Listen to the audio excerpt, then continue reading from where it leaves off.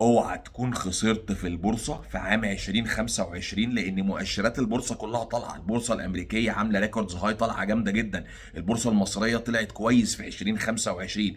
فلو انت بتخسر في سوق صاعد، انت بتعمل حاجه غلط قوي قوي، مش حاجه غلط، حاجه غلط رهيبه. انت محتاج توقف وتاخد نفس وتتعلم صح. قبل ما ابدا عايز افكرك ان احنا عندنا برامج تعليميه للبورصه، سواء انت جاي من تحت الصفر ما تعرفش ولا حاجه وخايف تبدا، او بقالك 20 سنه بس نتائجك مش تمام. في جميع الاحوال عندنا برامج تعليميه عمليه خطوه بخطوه، مش مجرد فيديوهات بتتفرج عليها وتمشي. انا محمد فاروق بقالي 21 سنه في البورصه من سنه 2005. عايز تتعلم؟ هتلاقي رقم واتساب في الصفحه الرئيسيه في القناه، ابعت لنا قول لنا عايز اتعلم بورصه واستثمار صح. بص، انا ما عنديش اي مشكله ان انت تكون خسران في سنه من السنين، ان سنه تكون وحشه، يكون الدنيا انهارت، تكون سنه الكورونا، ليك عذرك. لكن سنه السوق بيطلع وانت بتخسر، اذا لو السوق بينزل اصلا انت هيحصل فيك ايه؟ انت ممكن يحصل فيك حاجه، انت ممكن تصفي محفظتك، ممكن تطلع صفر.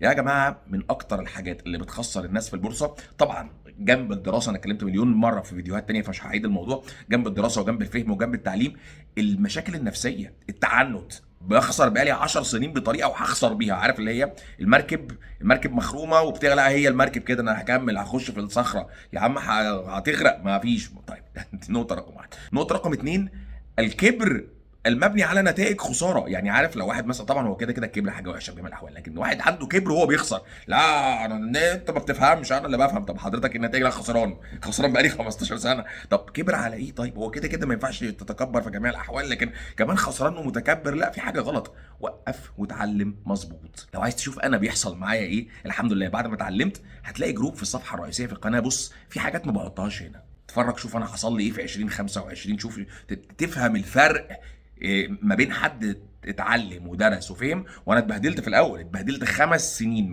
من 2005 لحد 2011 بخسر لحد ما فهمت، ومن ساعتها مفيش خساره الحمد لله. 16 عام الحمد لله من المكاسب المحترمه السنويه. عايز تكبر، عايز تعاند، انت حر، دي فلوسك، انا مش خسران اي حاجه.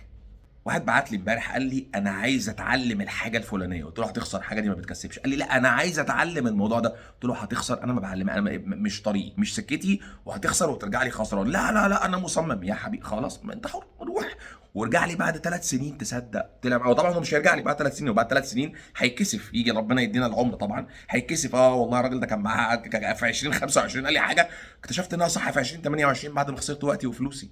فيا جماعه في الاخر هي محفظتك، وحضرتك تعمل اللي انت شايفه، ولكن المقياس الوحيد، القياس الوحيد بتاعك فقط بتكسب بقالك كام سنه. جت معاك سنه واحده مكسب بالصدفه، انت بتعمل حاجه غلط.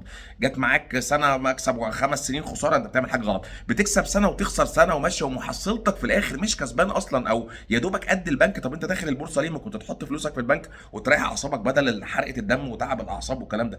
لو مش بتكسب مبلغ فوق البنك بشويه، ومش فوق البنك ب 2%، لان ما هو انت فوق البنك ب 2%، طب ما هو انت حرقه الاعصاب دي ما تساويش ال 2% مكسب في السنه.